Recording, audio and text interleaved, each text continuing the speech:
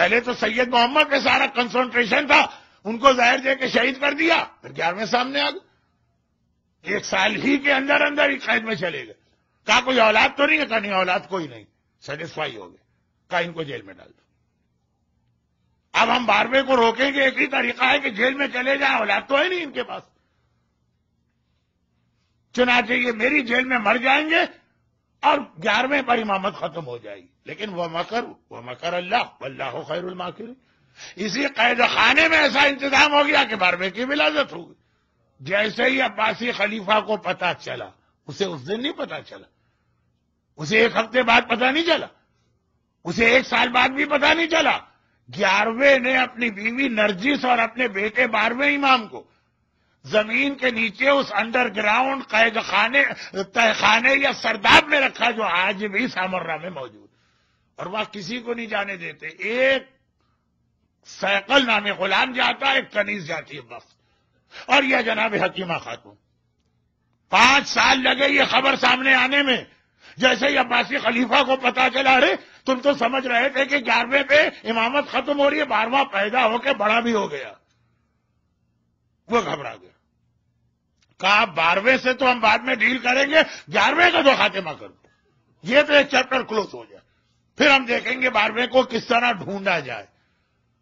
یہ تاریخ میں ہر ہفتے عباسی خلیفہ کی CID 11ویں امام کے گھر پہ چھاپا مارتی، ریڈ ہوتا، گھر کے تمام افراد کو بائی فیس دیکھا جاتا یہ کون، جینٹس کے لیے جینٹس آتے ہیں، لیڈیز کے لیے لیڈیز آتی، اور جو لیڈیز CID آتی ان کے ساتھ لیڈی ڈاکٹرز آتی ہیں جو ایک ایک خاتون کا میڈیکل چیک اپ کرتی ہیں، یہ پریگننٹ تو نہیں۔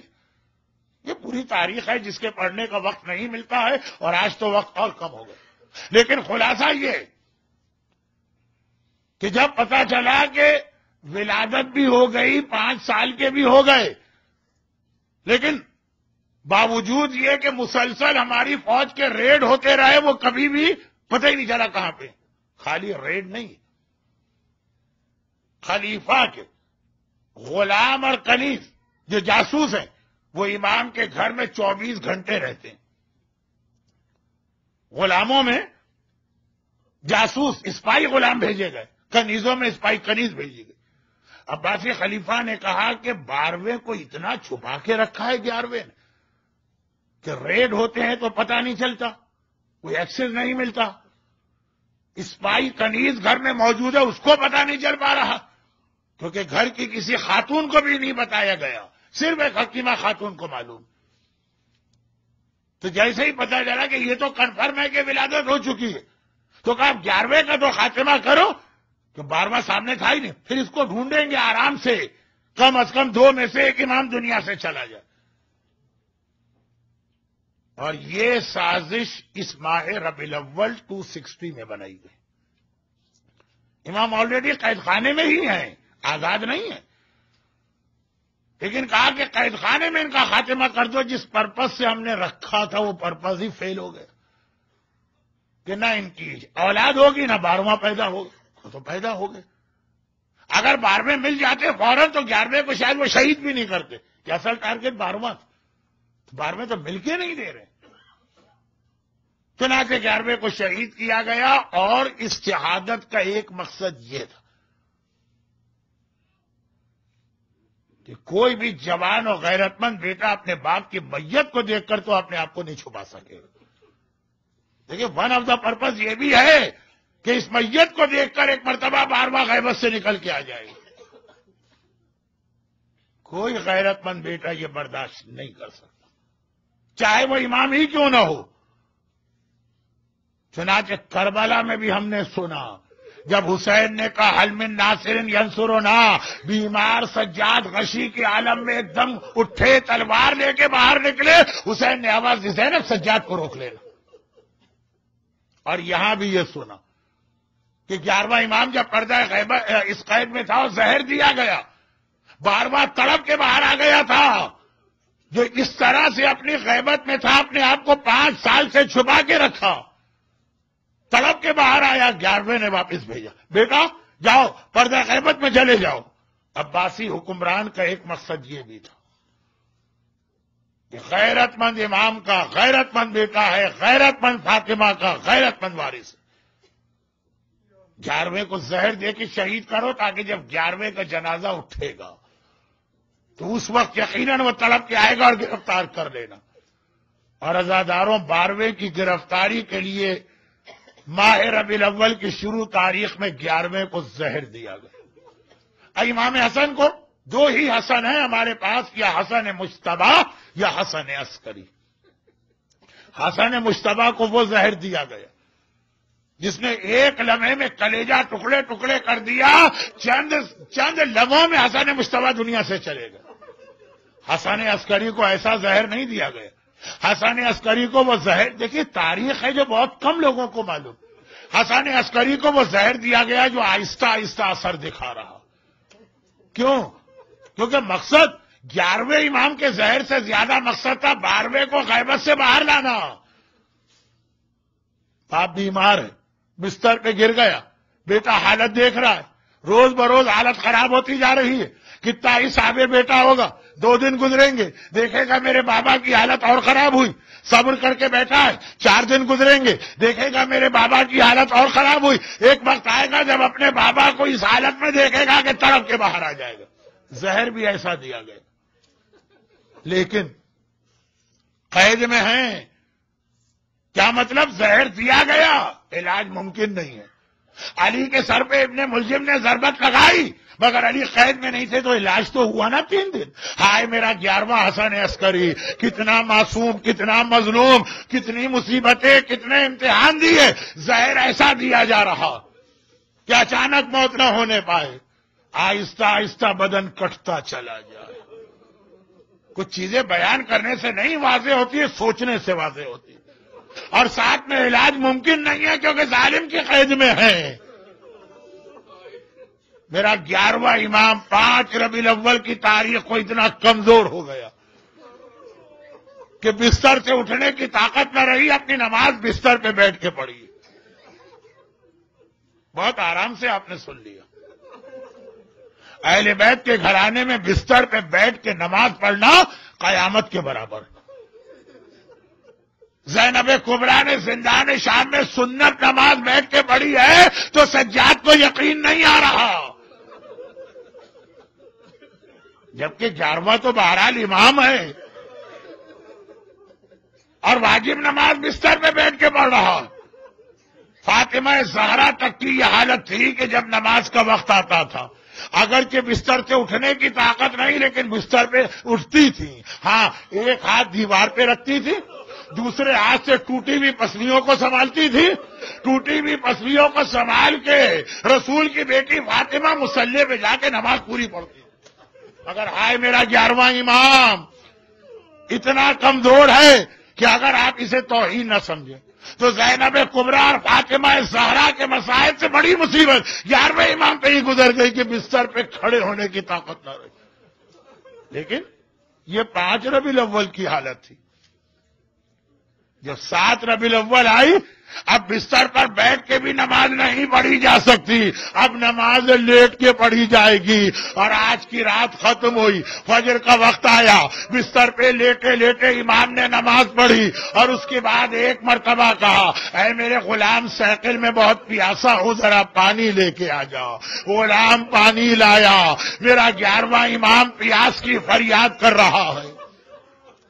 پانی بڑھایا گیا، لیکن اس سے پہلے کہ یہ پانی ہونٹوں سے آگے بڑھے میرا 11واں امام بستر پہ گر پڑا۔ غلام سائیکل نے دیکھا، ہائے میرا آقا مارا گیا، ہائے میرا مولا مارا گیا۔ اور کیوں نہ ہو، حسین کا وارث وہ پوتا ہے، اگر حسین پیاسے گئے، اگر عباس پیاسے گئے، اگر اکبر پیاسے گئے، حسن عسکری بھی اس دنیا سے پیاسے جائیں گے۔ امام زمانہ کو پیاسے شہیدوں کا انتقام لینا ہے، اپنے پیاسے دادا حسین کا بھی اور اپنے پیاسے بابا حسن عسکری کا بھی۔ لیکن روایت یہ ہے کہ جس وقت امام 11واں امام پانی پینا چاہتا ہے اور خش کھا کے بستر پہ گرا، ایک بار غیبت کا پردہ ہٹا کے بے چین و بے قرار ہو کے میرا امام زمانہ باہر آ گیا۔ 11ویں نے اس حالت میں بھی ایک بار دیکھا، کہا بیٹا واپس چلا جا، تیری غیبت حکم خدا ہے، ظالموں کے سامنے نہ آنا۔ اور اس کے بعد پھر ایک منزل ایسی آئی کہ وہاں تو 11واں امام برداشت نہ کر سکا۔ جب کل 8 ربیع الاول کو غسل دے دیا گیا، کفن پہنا دیا گیا، نماز کا وقت آیا، چچا جعفر آگے بڑھے نماز پڑھانے، وہ یہ برداشت نہ ہوا امام زمانہ سے، غیبت کے پردے ہٹائے، چچا میرے بابا کا لاشا ہے، اپنے بابا کی نماز تو میں پڑھاؤں گا۔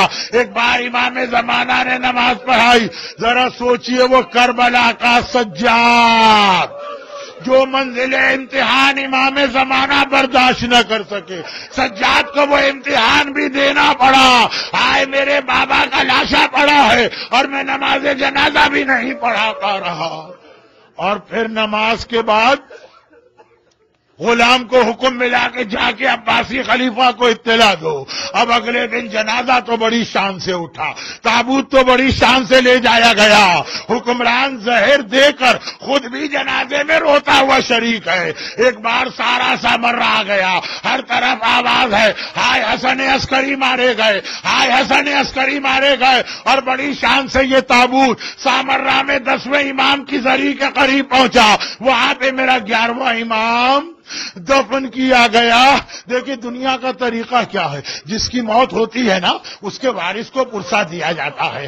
آج 11ویں امام کا پرسہ سب سے پہلے ہم کس کو دیں؟ یقیناً 11ویں کا پرسہ رسول خدا کو دیں گے، یقیناً علی مرتضیٰ کو دیں گے، یقیناً فاطمہ زہرا کو دیں گے۔ شہزادی آپ کا ایک اور لال مارا گیا، لیکن سب سے پہلے تو امام زمانہ کو پرسہ دیں گے نا۔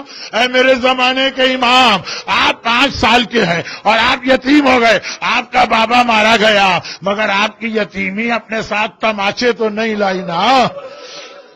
اے میرے زمانے کے امام، آپ یتیم ہو گئے مگر آپ کو یہ اطمینان تو رہا نا میرے بابا کا جنازہ اٹھا، لوگوں نے کندھا دیا، ہائے وہ جنازہ تو نہ تھا نا جو کربلا میں پڑا رہا۔ ارے امام زمانہ ہم سے پرسہ لیجئے، الغدیر کے حال کے یہ مومنین وہ مومنات آپ کو آپ کے بابا کا پرسہ دے رہے، لیکن جنازہ اٹھا، گھر والے بھی گئے جنازے کے ساتھ، خیریت کے ساتھ تو واپس آ گئے نا۔ ارے کربلا کی طرح کی حالت تو نہ تھی، کربلا والے لٹ پٹ کے مدینے آ رہے ہیں، لیکن کس طرح آ رہے؟ کلثوم کو کہنا پڑ رہا ہے نانا کے شہر اب ہمیں قبول نہ کر، ہم تیرے اندر آنے کے قابل نہ رہے۔ ارے کوئی بی بی فریاد کر رہی اکبر بیٹا تجھے کھو کے مدینے کس طرح جاؤ، کوئی کہہ رہی قاسم لال ارے تیرے بغیر مدینے کیسے جاؤ۔ ہائے رباب کہتی ہے ارے میرے اصغر میں صغرا کو جا کے کیا جواب دوں گی جب صغرا اصغر کو مانگے گی۔ اور زینب فریاد کر رہی ہے ارے پہلے مجھے نانا کی قبر پہ لے جاؤ۔ عزاداروں 11ویں امام کا تابوت تو بڑی شان سے اٹھا، گھر والے خیریت سے آئے، ذرا زینب سے پوچھئے قبر رسول پہ پہنچی، ایک مرتبہ کا نانا آپ کی بیٹی شام سے لٹ کے آئی ہے، پہلے حسین کا کرتا پھیلایا۔ اے امام زمانہ آپ کے بابا حسن عسکری کا تو کرتا ایسا نہ تھا جو خون سے بھرا ہوا، تیروں اور نیزوں سے جگہ جگہ چھلنی۔ اور پھر کہا نانا ارے کاش میں تجھے یہ بھی بتا سکتی، پورے راستے اتنے کوڑے کھائے اب تک میری کمر زخمی ہے۔ ہائے میرا 11واں امام، ہائے میرا 11واں امام۔ یا مولا